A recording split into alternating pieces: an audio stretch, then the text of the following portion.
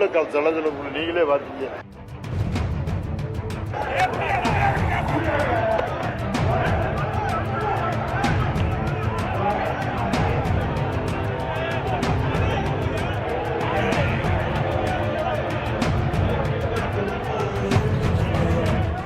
அதிமுக கிளை, வார்டு, வட்டக் கழகங்கள் மற்றும் சார்பு அமைப்புகளின் செயல்பாடுகள் குறித்து அக்கட்சியின் மூத்த தலைவர்கள் கள ஆய்வு மேற்கொண்டு வருகின்றனர்.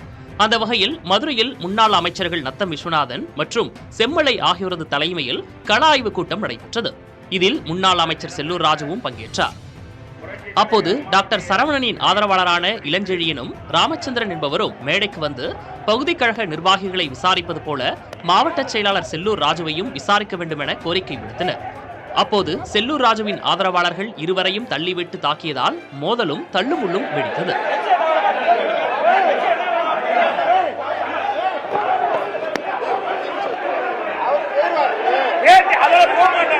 பேசி